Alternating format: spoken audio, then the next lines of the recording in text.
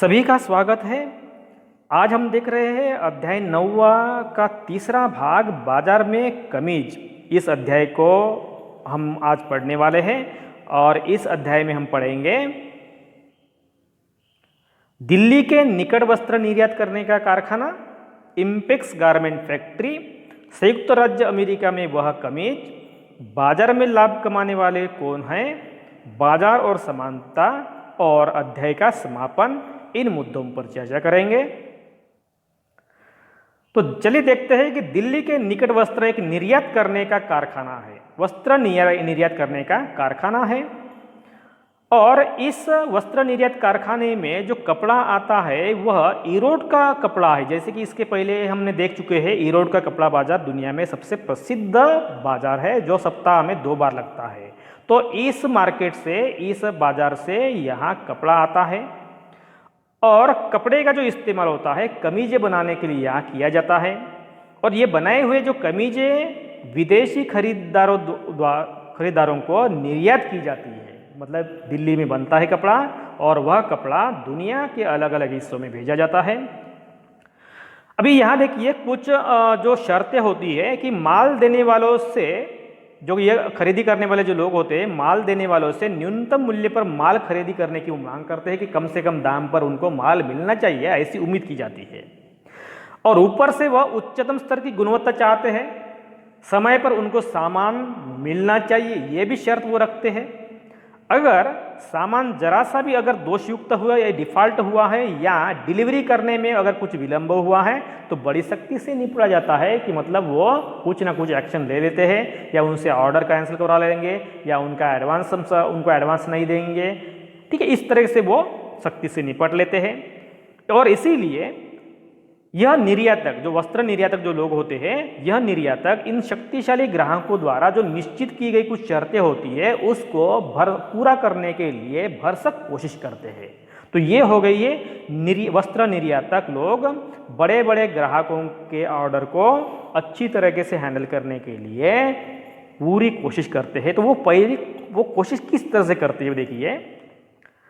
तो क्या करते हैं वो लोग, ये ग्राहकों, ये शक्तिशाली ग्राहकों का जब दबाव उन पर बढ़ जाता है तो वस्त्र निर्यात करने वाले कारखाने के जो मालिक या लोग होते हैं वो खर्चों में कटौती करने का प्रयत्न करते हैं। कॉस्ट कटिंग सिस्टम जिसको बोलते हैं, मतलब उनको जो खर्चा आता है उसमें और कम खर्चा करने की कोशिश करते हैं। तो उसके लिए क्या करेंगे वो लोग कि जो काम उनके फैक्ट्री में जो काम करने वाले लोग होते हैं उनको कम से कम मजदूरी देकर उनसे से ज़्यादा काम करवा लेते हैं। तो ये हो गया है कि खर्चों में कटौती करने का तरीका। और इस तरह से वो अपना लाभ तो बढ़ा लेते हैं, लेकिन विदेशी ग्राहकों को सस्ते दाम पर वस्त्र भी देते हैं। लेकिन यहाँ कामगारों को, जो काम करने वाले जो मजदूर लोग होते हैं, उनको कम से कम मजदूरी दी जाती है। इसका मतलब यह फैक्ट्री मालिकों द्वारा भी कामगारों का शोषण होता है।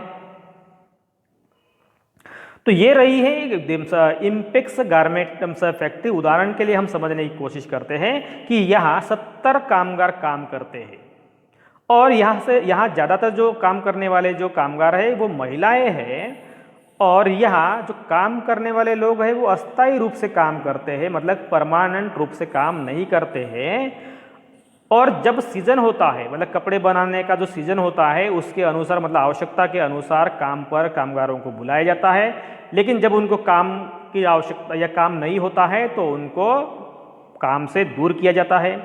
और जो उनको वेतन मिलता है या मजदूरी दी जाती है, जिसके पास अच्छा कौशल है उसके अनुसार उसकी मजदूरी तय की जाती है। मतलब अगर एक्सपर्ट है, बनाने में माहिर है, वो बहुत ही गति से अच्छा काम कर सकता है तो उसको ज़्यादा वेतन दिया जाता है। और इनमें से सबसे ज़्यादा जो वेतन दिया जाता है वो दर्जी को, जो टेलर लोग होते हैं, कपड़े सिलाने का जो काम करते हैं, उनको दिया जाता है। और जो स्त्रियाँ लोग होती है वो सहायक के रूप में काम करती है, जैसे धागे काटने का काम, बटन टकने का काम, इस्त्री करने का काम, पैकिंग करने का काम। इन कामों के लिए स्त्रियों को, महिलाओं को काम पर रखा जाता है और इसके लिए इनको कम से कम मजदूरी दी जाती है और ज़्यादा से ज़्यादा काम करवा लिया जाता है। अभी आप देखिए जो इम्पेक्स गारमेंट फैक्ट्री है वहाँ किसको कितनी मजदूरी दी जाती है देखिए। तो मजदूरों का भुगतान इस तरह से होता है। दर्जी को होता है 3,000 रुपये प्रति माह। मतलब क्या है, जब तक वो उसका काम चलता रहेगा तो उसको मंथली उसको 3,000 रुपये दिया जाएगा। इस्त्री करने के लिए जो काम करते, इस्त्री करने का जो प्रेस करने, कपड़े को प्रेस करने का जो काम होता है वो 1 रुपया 50 पैसा प्रति पीस के हिसाब से दिया जाता है। अगर किसी ने 10 कपड़े को प्रेस किया है तो उसको लगभग 15 रुपये मिल जाएंगे। जांच करना मतलब कुछ डिफ़ॉल्ट है, कुछ कमी है उस कपड़े में, उसकी जांच करने के लिए उनके पास जो कामगार होते हैं उनको 2,000 रुपये प्रति माह दिया जाता है। धागे काटना, वो बटन लगाने के लिए 1,500 रुपये प्रति माह दिया जाता है। तो इस तरह से गारमेंट फैक्ट्री में जो काम करने वाले जो लोग होते हैं उनको इस तरह से सैलरी या मजदूरी दी जाती है। आगे देखते हैं कि संयुक्त राज्य अमेरिका में वह कमीज। तो आप देखिए यहां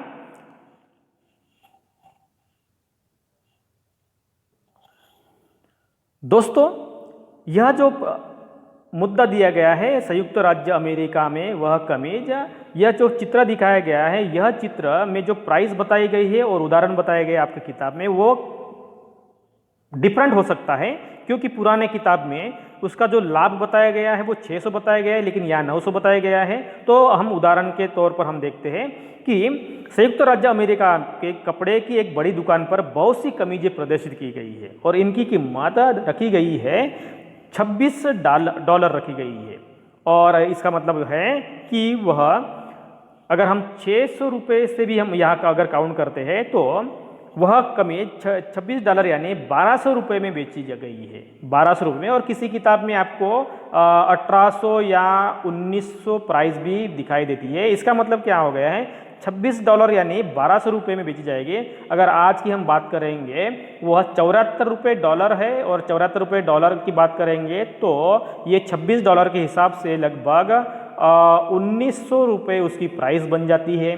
तो यह कमीज 1,900 रुपये में गिरा है। तो बात करते हैं हम, देखिए अगर ये 1,900 रुपये के हिसाब से अगर हम देखेंगे या 1,800 के हिसाब से हम देखेंगे 1,800 रुपये, तो जो क्रय मूल्य है खरीदी किया गया है 300 रुपये में, जो स्टोर किया गया है उसके लिए जो उसको खर्चा आता है 200 रुपये में, विज्ञापन किया गया कपड़े की मार्केटिंग करने के लिए 400 रुपये, तो हो गए 400 प्लस 200 600 प्लस 300 900 रुपये। ओके, और फिर उन्होंने ये कपड़ा बेचा है 1,800 रुपये में। ये कपड़ा कितने में बेचा है, ये कपड़ा बेचा है उन्होंने 1,800 रुपये में।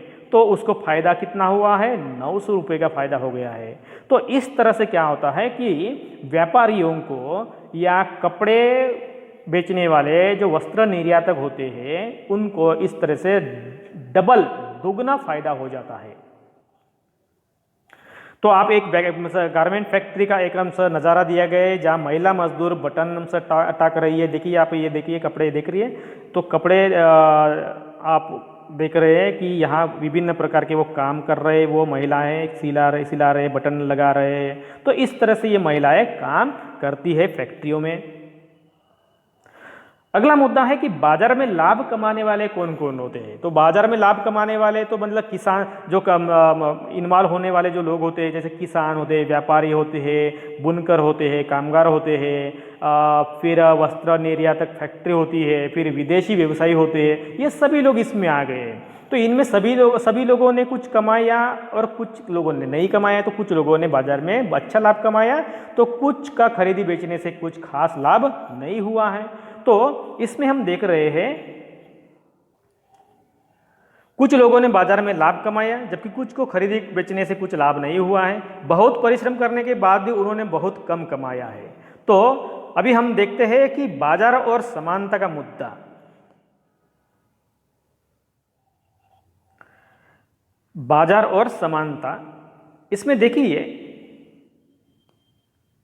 तो सबसे पहले हमको पता चला है कि विदेशी व्यवसायी जो होते हैं बाजार में अधिक मुनाफा कमाते हैं। कि जैसे हमने एक शर्ट में, अमेरिका में एक शर्ट का उदाहरण दिया गया था जिसमें उन्होंने 900 रुपयों का लाभ कमाया था। और बाद में उसके बाद जो कमाने वाले लोग होते हैं वस्त्र निर्यातक होते हैं, जो उनके मध्यम श्रेणी में उनका लाभ होता है।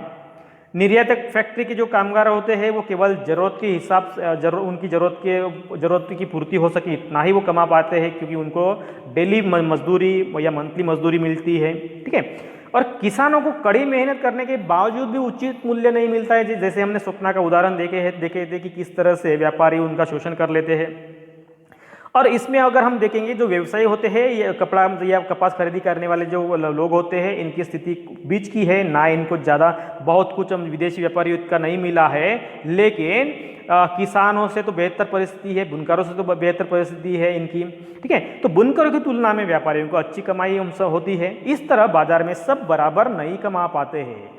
और लेकिन अगर हम प्रजातंत्र जैसे देश की अगर बात करते हैं, प्रजातंत्र जैसी व्यवस्था की बात करते हैं, तो बाजार में सबको उचित मजदूरी मिलनी चाहिए, ये हर किसी का अधिकार होता है। और यदि ऐसे परिस्थिति में यदि परिवार पर्याप्त मात्रा में नहीं कमाएंगे तो अपने आप को दूसरों के बराबर नहीं समझेंगे, उनमें हमेशा भेदभाव या हीनता की भावना पैदा हो सकती है। और इसीलिए बाजार में सभी को समान तरीके से मजदूरी, समान तरीके से मूल्य मिलना जरूरी होता है।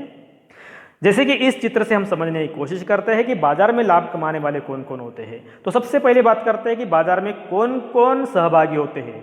तो यहाँ किसान होते हैं, कामगार होते हैं, बुनकर होते हैं, व्यापारी व्यवसायी होते हैं, वस्त्र निर्यातक होते हैं, विदेशी व्यवसायी होते हैं। तो ये सभी लोग बाजार में इन्वॉल्व होने वाले, सहभागी होने वाले लोग हैं।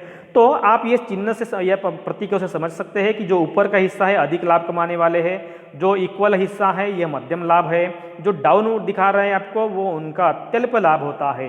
तो आप इसमें देख सकते हैं कि ये अत्यल्प लाभ कमाने वाले किसान है, कामगार है, बुनकर है। और जो व्यापारी व्यवसाय होते हैं इनकी मध्यम प्रकार की आय होती है, मध्यम प्रकार का उनको लाभ मिल जाता है। लेकिन जो वस्त्र निर्यातक होते हैं और विदेशी व्यवसाय होते हैं इनको ज़्यादा प्रॉफिट यहाँ मिलता है। और इसीलिए इसमें बाजार में समानता प्रस्थापित नहीं होती है। तो इस तरह से बाजार में लाभ कमाने वाले लोग होते हैं विदेशी व्यवसायी, वस्त्र निर्यातक। और बाजार से ज़्यादा लाभ न मिलने वाले लोग होते हैं किसान, कामगार और बुनकर। तो इस चित्रों के इस आकृति के माध्यम से हम बाजार में लाभ कमाने वाले लोगों का परिचय देख चुके हैं। अगला मुद्दा है कि इस अध्याय को हम समाप्त करते हैं, लेकिन उसके पहले हम कुछ बातें समझने की कोशिश करते हैं कि बाजार लोगों को कई तरह के अवसर प्रदान करते हैं। जैसे मतलब उनके द्वारा बनाए गए जो चीज़ें होती हैं उनको बनाने और बेचने का अवसर देता है। जैसे कि किसान रुई बेच सकता है, बुनकर बनाया हुआ कपड़ा बेच सकता है। लेकिन बाजार से जो सर्वाधिक कमाई होती है वो धनवान और जो शक्तिशाली लोग होते हैं वही कर लेते हैं। क्योंकि जैसे मतलब अगर बनाया हुआ कपड़ा जो होता है उसकी वो मार्केटिंग करते हैं, उसके लिए विज्ञापन देते हैं, उसके लिए वो खर्चा करते हैं, उसके लिए वो प्रचार तंत्र का इस्तेमाल करते हैं और इसीलिए उनकी कमाई ज़्यादा होती है। लेकिन गरीब लोग जो होते हैं वो अनेक चीज़ों के लिए धनी और शक्तिशाली लोगों पर निर्भर रहते हैं। बहुत सारी उनकी ज़रूरत होती है। जैसे हमने स्वप्ना का उदाहरण देखे हैं, जैसे कच्चा माल प्राप्त करना है, उनको खाद खरीदी करना है, बीज खरीदी करना है, या अपना सामान बेचना है, नौकरी प्राप्त करना है। तो इन सभी चीज़ों के लिए उनको निर्भर रहना पड़ता है। और इसी निर्भरता के कारण क्या होता है कि ये अमीर और धनवान लोग गरीबों का शोषण करते हैं। और इससे निपटने के लिए एकमात्र उपाय हो सकता है सहकारी संस्थाएं बनाना, और जो लोग नियमों का पालन नहीं करते हैं उनके लिए कानूनों का पालन करने के लिए कहना, या उनको कानून का पालन करने के लिए सख्ती से निपटना पड़ेगा। तो इस तरह से हम बाजार में समानता या बाजार में गरीब लोगों का, जैसे मतलब किसान है, कामगार है, बुनकर है, इनका शोषण हम रोक सकते हैं। तो दोस्तों इस अध्याय में हम यही रुकते हैं। इस अध्याय को हम समाप्त कर चुके हैं और इसके बाद हम देखने वाले हैं कि इस लेसन पर फ्रीक्वेंटली आस्क्ड क्वेश्चंस जो होते हैं उसके लिए हम अगले वीडियो में मिलेंगे।